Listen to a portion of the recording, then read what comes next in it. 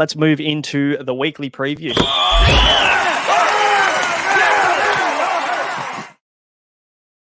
Now, obviously, before we dive deeper into the teams and the changes for the teams this weekend, we do buy, hold, sell every week, where we talk to you about our best buys, our best holds, sells, and the watch list for the week to come. So let's move into the buys to start things off. Targets acquired. Bit of a no-brainer, boys, this one, isn't it? Kailiro, 219K, negative 76 break even, steps on the park and makes a 60K. Josh, is there a reason not to get him? If you don't like making money and you don't like, say, 45 points, or you don't want Val Holmes for 230K, they're my only reasons. It seems like Fitzy loves him. The role seems to be there. All the troops are sort of coming back, and Talakai's playing through the middle, and the Sharks keep winning. So you're not going to change a breaking team. They take on the Cowboys this week at PointsBet. Could be another dub. Yeah, I mean, I just, what more is there to say? It's obviously no slam dunk pick like Schiller was last week, making probably double the coin, but Iro still absolutely a must-have in my opinion. Yep, every chance with a 50 makes what, 100K? Yeah, and I mean, averaging 70, he's my hero. You've been saving that one, haven't you? You thought about that at work at 2 o'clock this afternoon. Mattrix shower thoughts. That's it. All right. Gus Crichton is the second buy on the list this week, 459K with a negative 22 break even. And again, I mean, maybe there's more question marks around this one just because there's so much uncertainty around what's been happening with the Roosters forward pack. We've been saying it for weeks and weeks, and we're still yet to see a proper rotation there with Satili going down last week as well. So, the last 2 weeks he's played 80, but there have been injuries involved. So, Matty, are you buying Gus Crichton this week? Did you go early? And do you think it's a slam dunk? No, I didn't go early. I would have been really happy if I went early. I think it's a slam dunk pick with the way that he's playing. I think he's played himself into an 80-minute role. I just honestly just think that you have to get on the Gus bus. Like this is a boring week because I think Iro and Crichton are slam dunk picks, and it's just whether you boost or not. There's no reason not to get Crichton either. Yeah. I mean, that's my opinion. Josh, do you agree? Bench looks relatively friendly for him. Yeah, I think the most promising thing was that Nat came off last week when Satili came on. Nat can obviously play through the middle probably a little bit better than Satili can. Play through better more than what Gus can.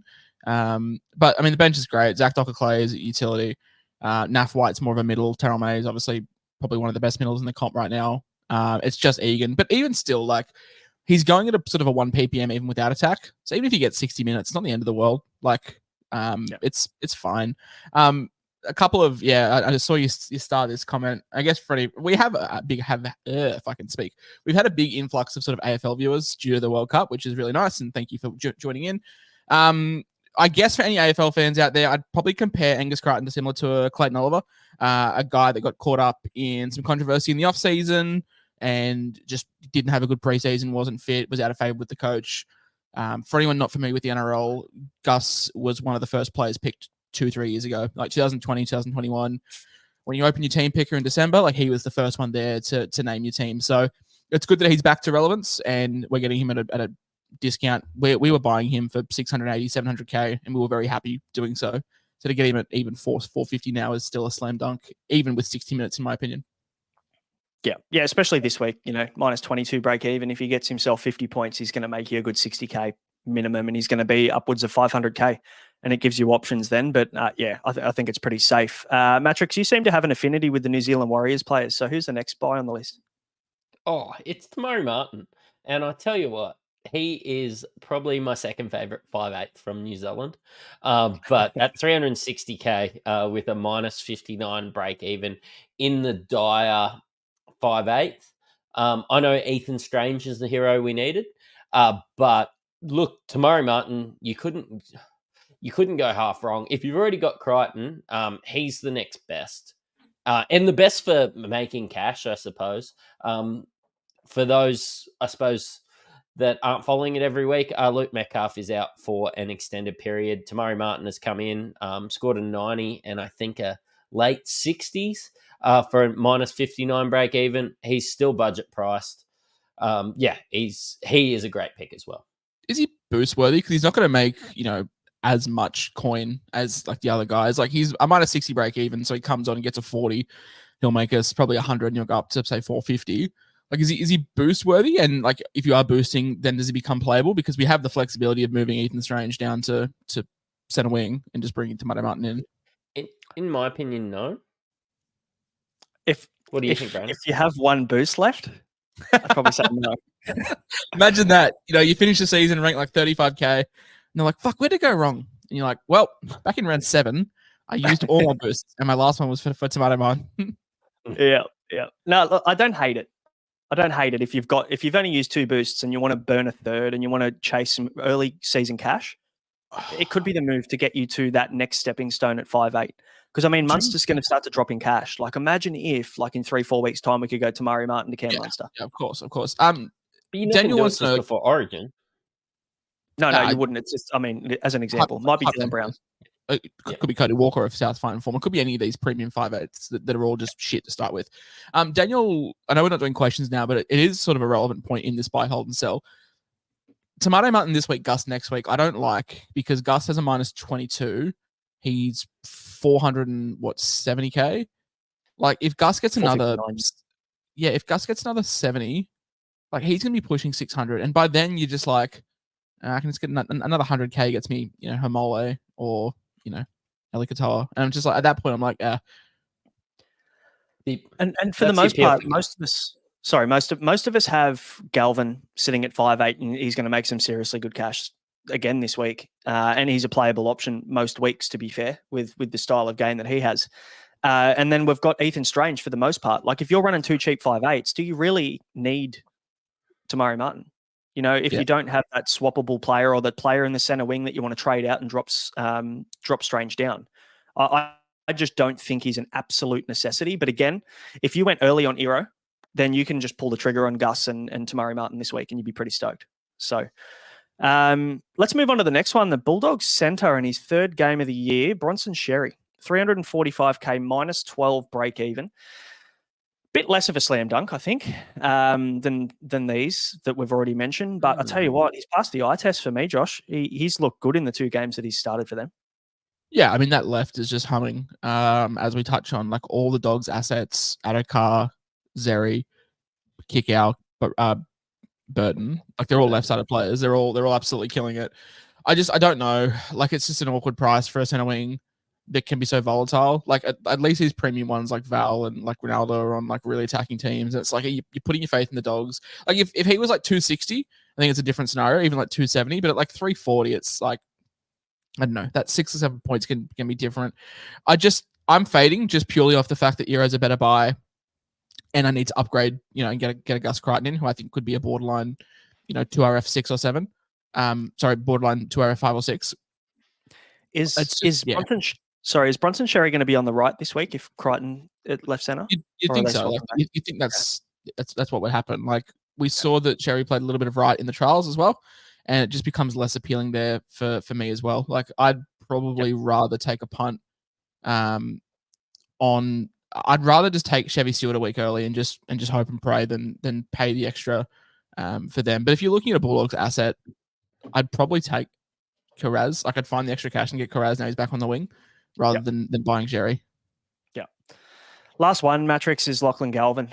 Still a no-brainer. I think everyone forgot about him for a week, obviously, or 2 weeks, sorry, because he had that suspension for that hip drop. But he's back, 311k, negative 43 break even. It's not too late to jump on, is it? No, the only reason I would bring somebody in against Penrith is if they had a negative 43 break even.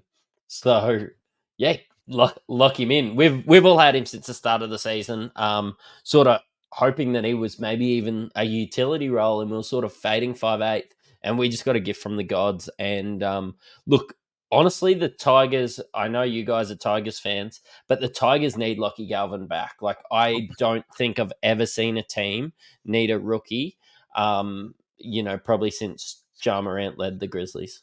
Since the Tigers last year with Jareen Buller. Yeah. It's funny, isn't it? Like we're not going to sit here and like toot our own horn about Galvin, because it feels like we were one of the only podcasts that were like saying start with him.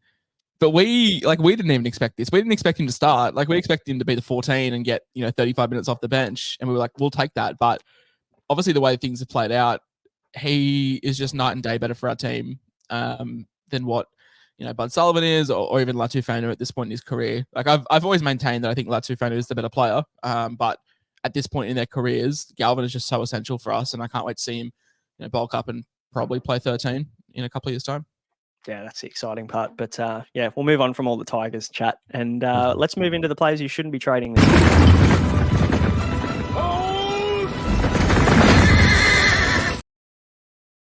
Bit of a controversial one to start because this guy's pretty well sold this week, but I think it's position dependent, I guess. And Jack Bostock, now he's 513k and a 54 break even. I understand the reason why people are selling him, because they're probably using that cash to go down to Iro and make an upgrade elsewhere.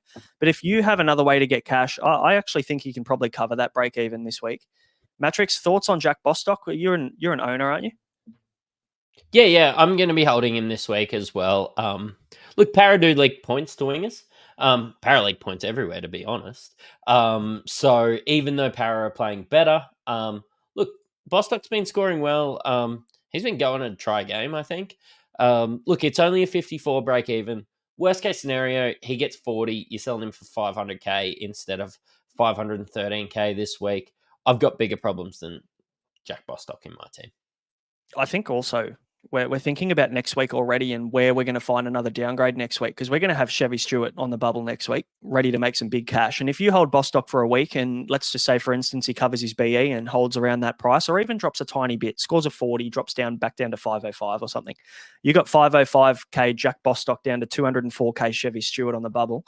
That's a lot of cash you can use next week. So with all the cheapies around, I think we can probably even start thinking about a 2 or a 3 week play on how we're going to offload some of these assets that are topping out, Josh. Yeah, I think so. Like he's also a playable option as well. Like unless you're bringing in, there's no one at the price I'd bring in that's like a better option.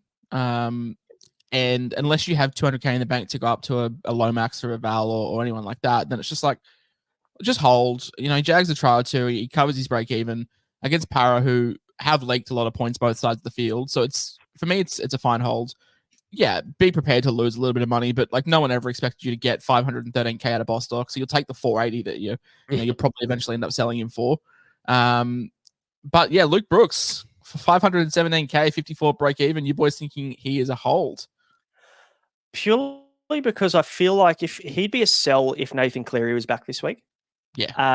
I think if you have had Luke Brooks this whole time, and I'm assuming most people got Luke Brooks when they found out Cleary was injured, so why not hold another week and then use that as the stepping stone? And I mean, unless you've held trades in your back pocket and you got 4 boosts left, and you can pull the trigger on moves like Brooks to DCE. We just got to remember that Luke Brooks is playing the Gold Coast Titans this week. They are fucking terrible. With Ruben Garrick back as well, because we know that Brooks is swinging both sides. And Corey Waddell is like not a bad line runner either. Like he's probably a better line runner than what Burbo is. So all these factors probably indicate towards Brooks being a hold. You've lost money on your investment too. I mean, he's lost 43k this season, which makes me happy as a Brooks anti-truther.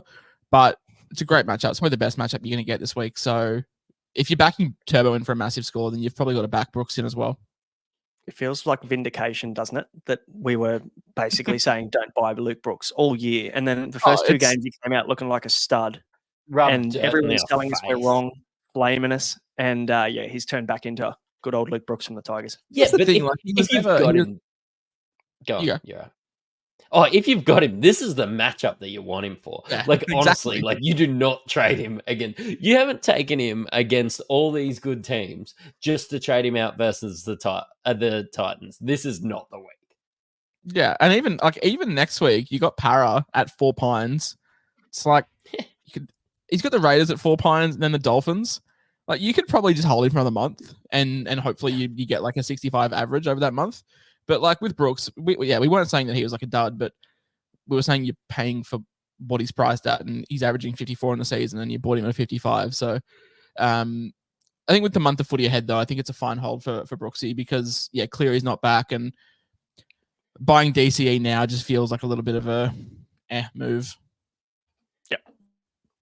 Last hold for the week, Taylor May, 414k, 62 break even. Obviously, the matchup this week, and I guess maybe before we even talk about the matchup, I think the risk was that he was going to get stood down based on the news. So Yeah, that man. hasn't happened.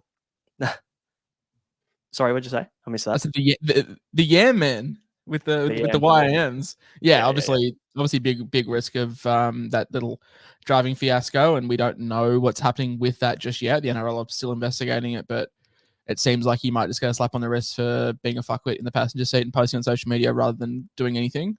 But up against Brett Naden this week, could kill him. Genuinely. Naden's played no centre in Reggie's. He's played a bit of fullback.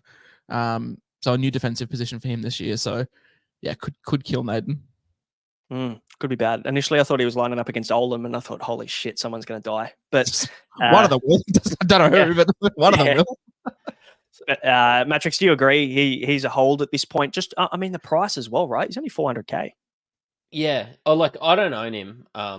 So yeah, I'm probably not the right person to ask. But how do you think I'd look with a yam tattoo along here? Yeah, it looked good. I'll tell you what else looks pretty good. Tigers, Cowboys, Rabbitohs, Bulldogs, Warriors at Suncorp Magic Round, Sharks, and then Dragons before heading into that Origin period. So I think you can get another 6 or 7 weeks out of Yam. And yeah, I mean, I'm not selling for 414k. I'm going tailor-made to Eero just feels kind of like when we have guys like Jacob Gagai that's sitting on our team, or you may have like a Jack Bostock that you do want to sell, or you may have a Jamin Salmon or a Blaze Slungy or a Ben Travojevic, like all these guys that are probably capped out that you can sell before you'd sell Taylor May. People are jumping up and down saying he's a dud, but he's averaged 43. We paid 45 for him, and he's just had no ball. He's been starved the ball, so it's just like it's going to turn. I might be saying that in round 15, and I'm holding him, and he's 270k, but I've got full confidence. He has full confidence at the board with the Maxwell Manias. So he's going to be out. Yeah. All right. We mentioned a few guys that you could trade out for instead of Taylor May, and let's talk about the sells.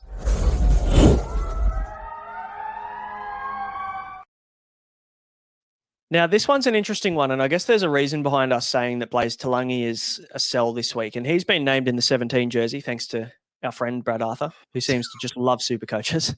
275k, and the break even isn't the issue, Mattrix. He's got a break even of 6. But the issue is the fact that he's basically going to ruin your VC loop this week. Yeah, that's why I'm looking at getting rid of him. He'll probably cover his break even in 10 minutes, but I'm hoping Brad Arthur doesn't even get him out on the park, to be completely honest. And BA does do that. He's played center in 5'8". Maybe they're just going bad and they just bring him out. Maybe he plays hooker. I don't know. Like a game in Darwin at fucking 8:00 at night is probably not the time where I want to have a fucking center or a 5'8" on my bench. That's probably the time where I'd have a 4 middle bench because it's going to be hot as shit. But I don't know. Where does he even come on? We did this last year with Jake Arthur a fair bit. He just named him and never played him.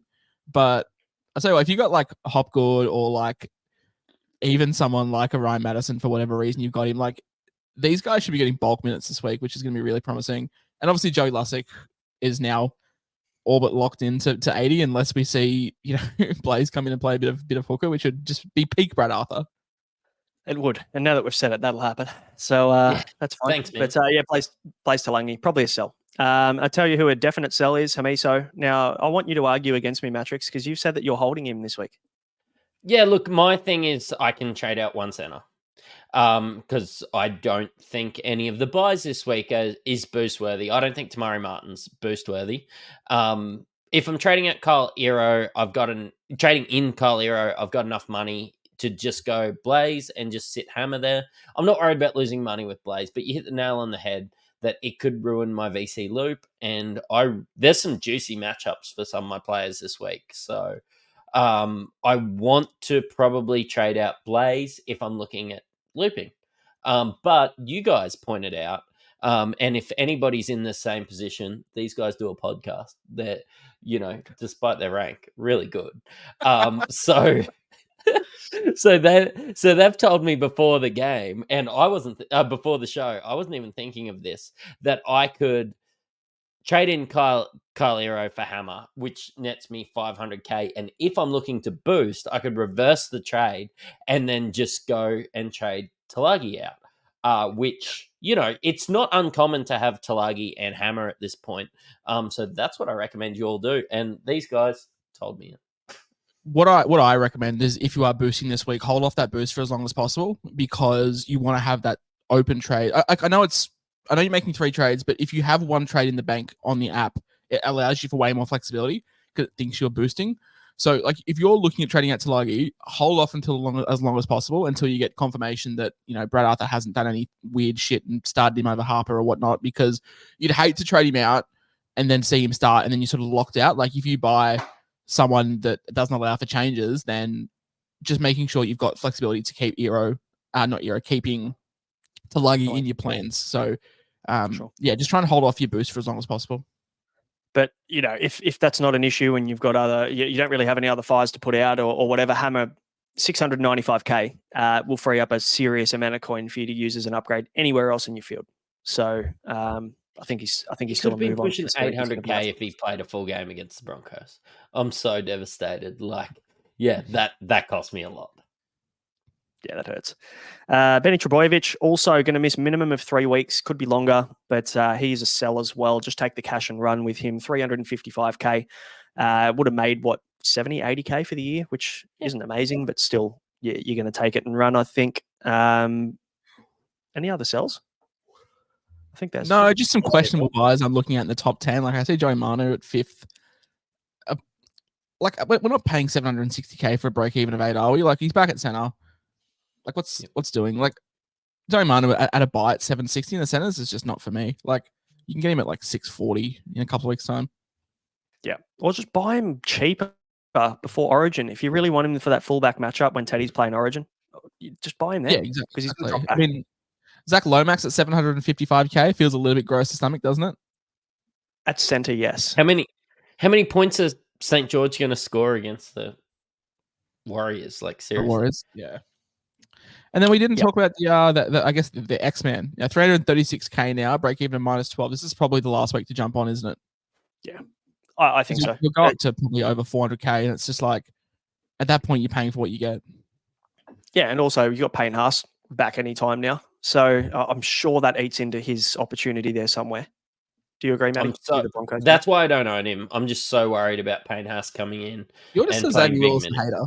You are. Like, you just hate him in the preseason. Hated all the Broncos fans for saying he's the GOAT. And now you're just like, nah, he's just a bum. How many times has he told us, like, after he got ripped by all the Broncos fans, he's like, I was right the whole time. And they all ripped into me. Yeah, I was. And I was ripped by my own kind. Like, honestly, it was like a wolf getting thrown to the other wolves. But obviously, just a big Ben Takura truther, to be honest. Yeah. Obviously, the 80 last week really helps him. But without the tries, it's like a 55 and a 35, which is great for what you pay for now. Yeah. But if he gets another, 40, he's going to go up, another 50k. So you're going to be, in and around 370, 375. And by that stage, it's like you're getting minimal value. So this will be the last week for you to jump on Wilson if you want to. But, Liam Henry probably still has an okay role, and Sam Hughes is starting. So I don't really know where unless you're trading a 2RF and you've got some, dual flexibility. Yeah, that's right. Exactly. Let's move on to the watch list, and I still haven't done a stinger for it. Chevy Stewart, another watch for another week, 204k, but next week is the week to jump on him. And obviously, we get another look. I mean, he didn't score amazingly last week either, did he? So I want to see a little bit more from him, but he's going to be a nice downgrade target next week, Josh. There's some love in the chat for one Tommy Talau, 312k this week with a break even of -2. Any love? No. Well, Saab's going to be back on the right, so he's going to be on the left wing, isn't he? He is. He's had one score of 57, a score of 15, where he only played 67 in 66 minutes, 15, 21, 77. So he's definition of rocks or diamonds, as are most Manly outside backs. Like, they're not, unless your name's Toltol Cooler or Ruben Garrick, the wingers just don't really get stuck into the work. So I feel like Talau's a bit of a luxury trade. Oh, for sure. I mean, surely most people don't have Kailero. And okay, would you rather Talau? Would you rather Jerry? I'd probably take Talau.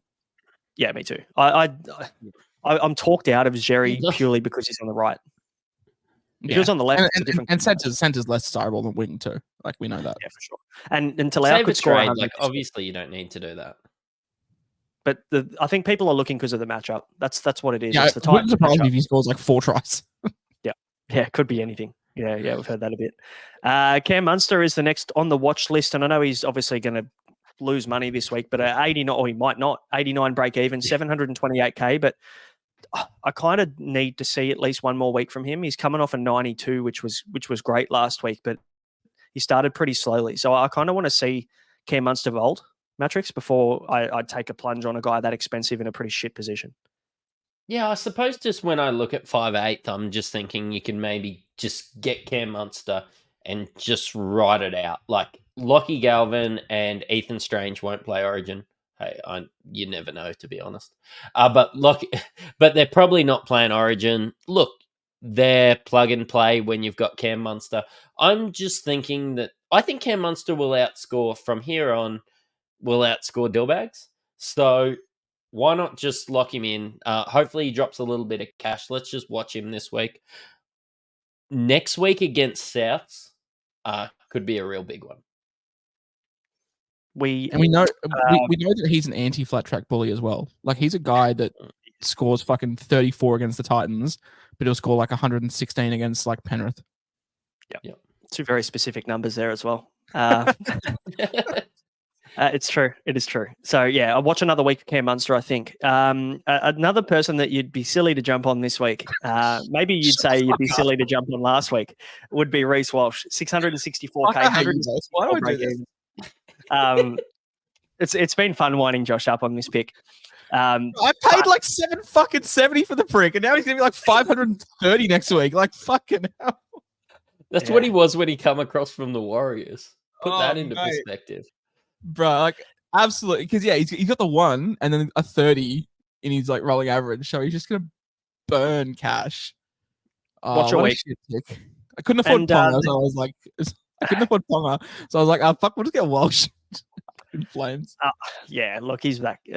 When you watch the game back last week, he could have scored 100. He's in everything, but it could be 550k next week, and playing the Tigers next week as well for anybody who needs a fullback bailout or is chasing that matchup. One person we didn't mention, it's the world's longest buy, hold, sell, by the way. STR Banks asking if Schiller is still an option. Obviously with Schiller still having a negative 60 break even, I think it is. If he goes and pumps out another 60, he makes another 100k and he's 500k. It's just his price right now is what's deterring me. If I wasn't an owner, I don't think I'd buy now. Yeah, I don't know if I could like sleep well at night knowing that I paid 400k for James Schiller. Like I'd have to have about 6 showers a day because I'd feel so fucking dirty. Only 6, and then you'd have to deliver some more cooking oil to Hopewadi's place. I think because there's every chance. I don't know. Like he'll make a fortune, but like so will Eero. I don't know. Minus 60 break even though is still fucking absurd for someone's 400k. I just go Tamari Martin if it's between getting Schiller and Tamari Martin. I also don't think Schiller's like the world's greatest player this week either. Like I'll play him, but like I'm not loving it. So for me, I'm just probably if you didn't get last week, I just let it go. Like the cash rise was the second biggest of all time. And 400k for James Schiller just feels a bit, how you going? I can't believe I have to stipulate between when I say there's a bit of Schiller about this guy, whether it's 2022 or 2024 Schiller. It just complicates it all now, doesn't it? Yeah. It's not funny if you've got to explain it. Inception, yeah.